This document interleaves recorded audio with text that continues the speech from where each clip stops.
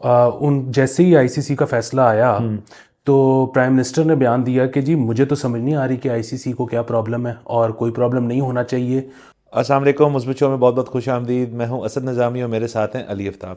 شو کو please like اور share کریں, چینل کو ضرور سبسکرائب کیجیے گا. سر جی کیسے ہیں؟ سر پازیٹیو. واہ سر, میں ایک چیز سے بڑا تنگ ہوں. مجھے اب وہ لوگ ملنا شروع ہو گئے ہیں. آڈینس کو ہماری جیکٹس دیکھ کے لگ رہا ہوگا کہ لاہور میں کافی ٹھنڈ ہے, لیکن وہ لوگ مجھے سمجھ آئے جو کہتے ہیں یار اتنی ٹھنڈ کبھی نہیں پڑی. جب گرمی آئے گی کہیں گے یار اتنی گرمی تو کبھی نہیں کھائی. جب بارشیں ہوئیں گی تو اتنی بارش کبھی نہیں ہوئی. یہ ہر سال ہوتا ہے, لیکن یہ کیا ہیومن نیچر ہے کہ وہ ہر چیز کو ایکسٹریم کے اوپر بتانا چاہتے ہیں. یہ کانورسیشن پیس ہوتا ہے لوگوں کے لیے. سر وہ بھی, اور دوسری چیز ہر سال عمر بڑھ جاتی ہے نا تو سینسٹیوٹی زیادہ ہو جاتی ہے. واہ, یہ مثبت بات نہیں ہے. سینسٹیو نہیں ہونا چاہیے, آپ کو اسٹرانگ ہونا چاہیے. لیکن خبریں ہمارے پاس مثبت ہیں. واہ. کرکٹ سے ہی آغاز کرتے ہیں. عثمان خواجہ کا جو ایک اسکینڈل چل رہا تھا, جو ڈو ایمبلم انہوں نے اپنے اسٹکر جوتوں پہ لگایا ہوا تھا, وہ ہمارے ہی ٹیسٹ میچ کے دوران جو ICC نے ان کو بین کر دیا تھا کہ نہ نہیں ICC کی پالیسی میں نہیں ہے. البتہ جو BBL ہے اس کے اندر ان کو اجازت مل گئی ہے کہ وہ لگا سکتے ہیں. یہ مثبت خبر ہے. یہ بہت مثبت خبر ہے, اور اس میں جو ہے نا اپریشیٹ کرنا بنتا ہے آسٹریلیا کے پرائم منسٹر کو. جی, ان جیسے ہی ICC کا فیصلہ آیا تو پرائم منسٹر نے بیان دیا کہ جی مجھے تو سمجھ نہیں آ رہی کہ ICC کو کیا پرابلم ہے اور کوئی پرابلم نہیں ہونا چاہیے. اور اب ICC کو تو شاید ہم کنٹیسٹ نہیں کر سکتے, لیکن ہماری جو ریجنل جو بھی ہوتا ہے عثمان اگر لگانا چاہتا ہے تو لگائے. اور دیکھیں وہی والی بات ہے کہ آسٹریلوی حکومت جو ہے وہ اپنے پلیئر کے ساتھ ہے. ہم تو ان کے ساتھ ہی ہیں, ہم تو اس چیز کو سپورٹ کرتے ہیں. جو بھی پیلسٹینین کاز کے لیے جو بھی چیز ہے ہمارا شو, اور ہم اس کے ساتھ ہیں. اور عثمان خواجہ جو ہے اس کے ساتھ اگر ہم یہاں آ جائیں, پاکستان نے تو ہمارے اپنے اعظم خان کے ساتھ یہ چیز بھی ہوئی تھی. انہوں نے اپنے بیٹ کے اوپر آئی تھنک اسٹکر لگایا تھا, جھنڈا لگایا تھا پیلسٹائن کا, اور وہی ایشوز کریٹ ہوئے. تو یہ تو میرے خیال میں کنٹری ٹو کنٹری ہونا چاہیے. اور یہ وہ والی بات کہ جی سیاست نہ لائیں کرکٹ کے اندر. کرکٹ ایک سیاسی چیز ہے اور کرکٹ کو سیاسی بنایا جاتا ہے. آپ صرف ہمارا ہی اگزامپل لے لیں کہ صرف ہندوستان کا یہ کہنا کہ جی ہم آ کے یہاں کھیلیں گے نہیں, یہ کوئی کرکٹنگ ڈیسیجن تو نہیں ہے, یہ سیاسی ڈیسیجن ہے. نہیں, ویسے بھی پاکستان سری لنکا کا میچ زیادہ دیکھا جاتا ہے یا پاکستان انڈیا کا؟ ہے تو میچ ہی. ہے تو میچ. سو بات یہ ہے کہ دنیا کی کسی چیز میں سے آپ سیاست نہیں نکال سکتے. بالکل نہیں. اور وہ دیکھیں نا امریکہ میں اتنا بڑا ایشو ہو گیا تھا. ان کی جو NFL ہے, نیشنل فٹ بال لیگ, اس کے اندر وہ کولن کیپرنیک ایک ان کے پلیئر تھے افریقن امریکن. سو وہ ان کے قومی ترانے کے دوران انہوں نے گڈا ٹیک لیا نیچے. وہ کہتے میں نہیں کھڑا ہوں گا اس کے, اور پھر اس کو ان کے دیکھا تھا کہ بہت سارے پلیئرز نے کیا, اور اس کے اوپر بہت کنٹروورسی ہوئی ہے کہ آپ نیشنل اینتھم. لیکن انہوں نے اس پلیٹ فارم کو ایک سیاسی چیز کرنے کے لیے کیا. اولمپکس میں وہ بڑی تصویر ہے جس میں وہ 3 امریکن رنرز ہیں جو جیت گئے تھے, میڈلز لے تھے. انہوں نے اپنا ہاتھ یوں اوپر کیا تھا سولیڈیرٹی میں افریقن امریکن لوگوں کے لیے, گلو پہن کے. تو یہ تو دیکھیں نا ہمیشہ سے ہو رہا ہے. اب اس کو آپ کس طرح کٹیل کریں گے, مجھے ICC کی بالکل سمجھ نہیں ہے. بالکل, یہ اس میں غلط ہے. ہمیں کہنا چاہیے جو چیز غلط ہے وہ غلط ہے. غلط ہے. اچھا جی آگے چلتے ہیں.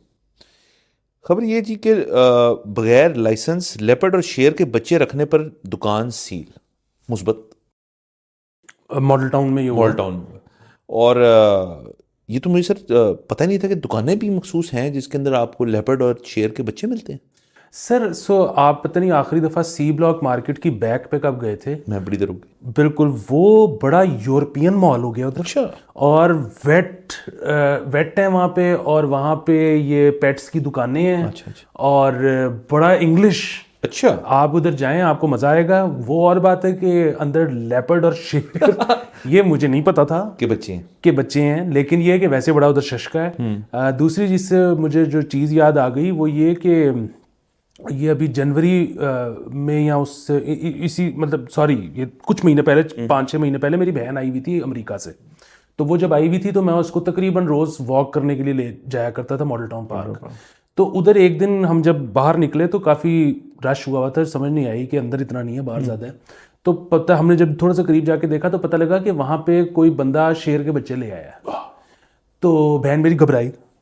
اس کو پھر میں نے کہا کہ تم گاڑی میں بیٹھو, میں تمہیں لے کے نکلتا ہوں. تو لیکن ادھر یہ ہو جاتا ہوتا ہے. پولیس بھی پھر آ گئی ماڈل ٹاؤن پارک.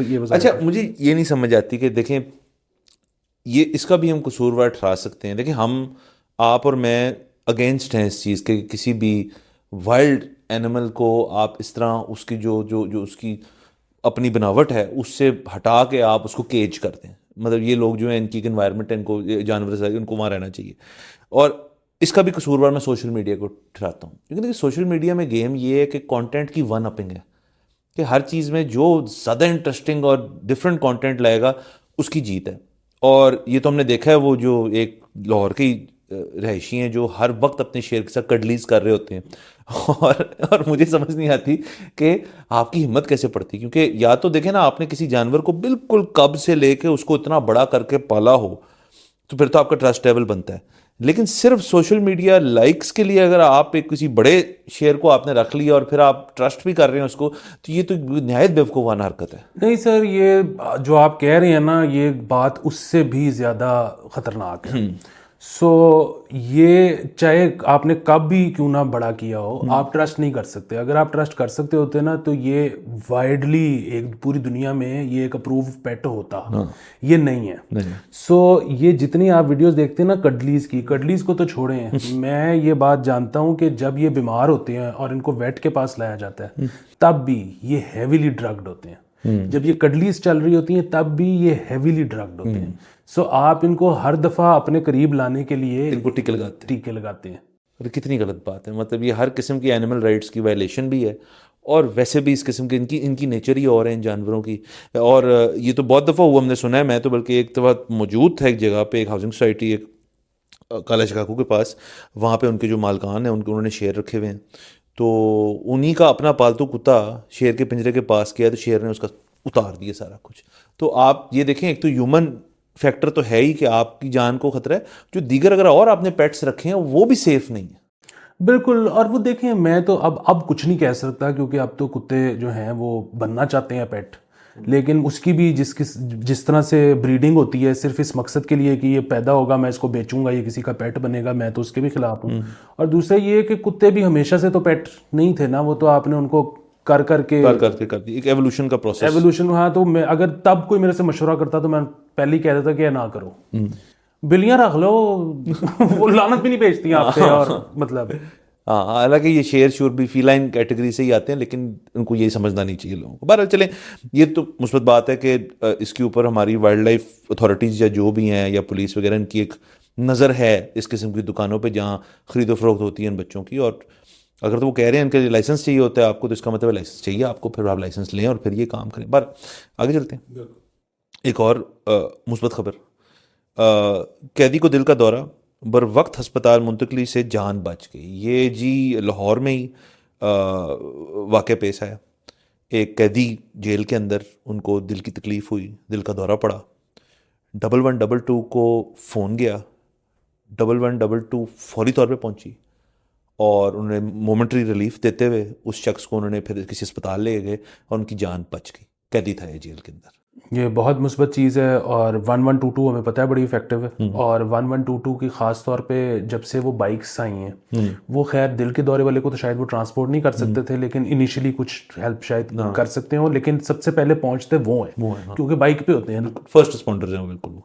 تو یہ اور یہ تمام پولیٹیکل پارٹیز کو بھی اس کی تعریف کرنی چاہیے کہ جب یہ بنی تھی 1122 اس کے بعد سے 3-4 حکومتیں آئی گئی ہیں, اس کو کسی نے چھیڑا نہیں. بہت افیکٹو ہے, اور یہ لوگ جو ہیں یہ بڑے اچھے ہیں اور ٹریننگ اچھی. ایک اس میں مثبت تو یہ ہے ہی کہ وہ بچ گئے, لیکن ایک منفی پہلو بھی ہے, وہ یہ کہ اگر آپ جیل میں ہیں اور جیل کی بھی ایک انتظامیہ ہوتی ہے اور جیل کے اندر کچھ بھی ہو سکتا ہے, آپ ایک کلوز پروکسیمٹی میں ڈھیر سارے لوگ جو ہیں وہ اکٹھے رہ رہے ہیں, تو ہیلتھ کنسرنس تو ڈیلی کچھ نہ کچھ ہوتا ہوگا. سو ہر جیل کے اندر ایک انفرمری نام کی جگہ ہوتی ہے جہاں پہ آپ کو امیڈیٹ میڈیکل ہیلپ ملتی ہے.